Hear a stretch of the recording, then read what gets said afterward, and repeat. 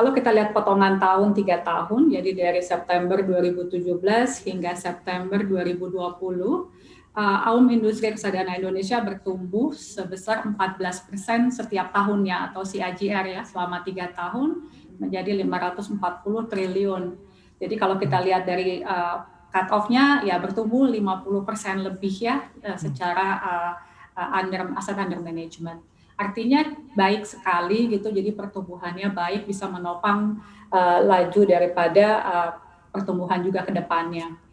Namun memang tadi juga sempat disinggung kalau kita lihat bagaimana sebenarnya pertumbuhan AUM di tahun ini gitu loh. Apakah industri aset manajemen ini kebal dengan COVID gitu? Tentunya tidak ya. Kita juga sadari di tahun ini kita punya satu musibah besar ya yang juga dialami oleh dunia, tidak hanya Indonesia. AUM reksadana sendiri juga kalau dibandingkan dengan industri lainnya relatif lebih baik gitu. Kalau kita lihat potongan per tahun, jadi bukan year to date ya, jadi September 2019 dibandingkan dengan September 2020, AUM-nya minus sedikit 0,3 atau kita bisa bilang flat ya.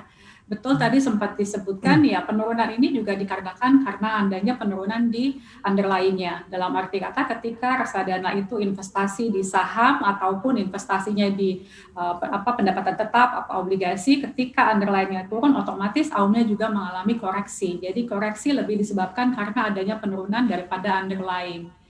Hal lain yang positif yang bisa kita share di sini adalah bagaimana dengan jumlah reksadana sendiri, apakah bertumbuh gitu ya. Kalau kita lihat di tahun 2017, jumlah jumlah fund reksadana itu ada sebesar sekitar 1.400 reksadana 1319 ya. Sedangkan kalau kita lihat di September 2020 ini jumlahnya sudah hampir 2 kali lipatnya, yaitu 2.565 atau hampir ya 2.600 ya, 2 kali lipat, dan itu kita anggap sebagai satu pencapaian yang luar biasa. Hal positif lainnya yang kita akan share di sini adalah jumlah investornya. Itu juga meningkat luar biasa gitu. Di tahun 2017 susah sekali menembus angka 1 juta. Di 2019 jumlah investor reksadana sendiri bertumbuh menjadi 1,5 juta di 2019 September, bahkan di 2020 September itu meningkat lagi menjadi 2,6 juta. Artinya partisipasi dari masyarakat untuk investasi di reksadana ini bertambah significantly di tahun-tahun yang tidak biasa ini di tengah wabah COVID ini.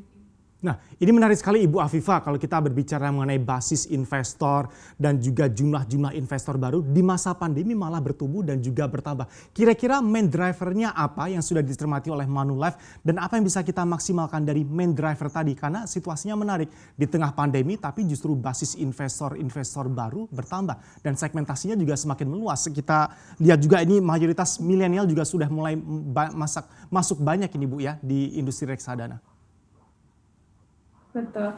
Ya, artinya pertumbuhan ini juga kita apresiasi berkat dukungan dan support dari teman-teman online Upward, dukungan dan support dari teman-teman perbankan juga gitu yang terus memperkenalkan dan mempromosikan reksadana. Di Manulife sendiri juga kami mengalami hal yang positif, baik secara pertumbuhan AUM year to date ataupun pertumbuhan 3 tahun, pertumbuhan di MAMI ya, kita sebut Manulife Asset Management Indonesia sebagai MAMI, itu juga lebih tinggi dibandingkan pertumbuhan industri. Artinya ya kita bersyukur gitu ya bahwasanya di tengah kondisi yang tidak mudah, pertumbuhannya baik dan jumlah investor pun juga bertambah signifikan di tahun terutama di tahun 2020.